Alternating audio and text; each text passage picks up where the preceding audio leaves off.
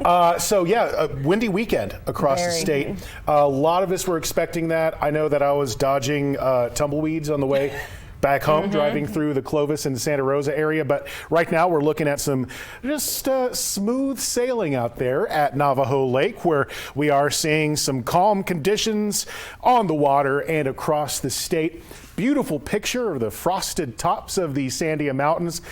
Just one of the most beautiful sights around this time of year, seeing some actual snow on the mountains. 51 degrees, though, is showing that we are right around where we'd expect to be regarding temperature for this time of year. Of course, this is a time of year that also, it starts getting cold pretty rapidly, and that's what we will be expecting within the next few hours now that the sun is about to set. All across northwestern New Mexico and even areas across northeastern areas of the state in the 40s, 41 degrees Taos, 44 in Santa Fe, and slightly warmer down south in the upper 50s like Roswell, and 61 in Alamogordo. The 24-hour temperature change showing that we are indeed on a warming trend. You can see that we're a lot warmer in areas like Raton and Clayton in the teens above where you were yesterday, and we're certainly going to be seeing warmer temperatures at least through the middle of the work week. That's because we are again seeing the absence of any sort of storm activity right here in New Mexico. There's some snow up north, but we're not getting it here in our state. So for tonight, I'm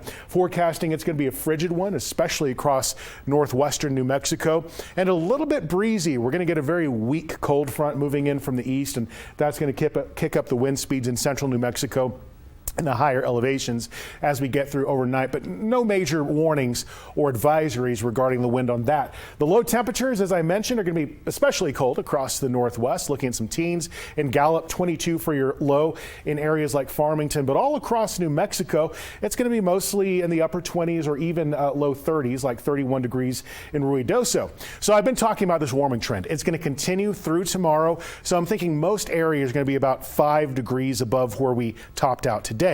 Then Wednesday comes along. It's going to start to get above average regarding those temperatures. Then the breeze starts to kick in as we get those westerlies moving across the state. Thursday is going to be the warmest day of the week for many areas, but again, we're expecting that wind to really kick up across northeastern and central areas of the state. Friday brings the changes that will be introducing us into the weekend. Number one, during the day it's going to be dry and warm, but this cold front is going to move in from a Pacific storm, bringing wintry mix into the North Mountains. That continues to push across the area on Saturday, shifting that wintry mix and snow potential across eastern areas of the state. But all of New Mexico is going to be cooler, if not downright cold, especially northern communities on Sunday, with that breeze still a factor. So across the southeast for tomorrow, all you have to do is just count on more sunny skies. Beautiful conditions, 58 in Fort Sumner.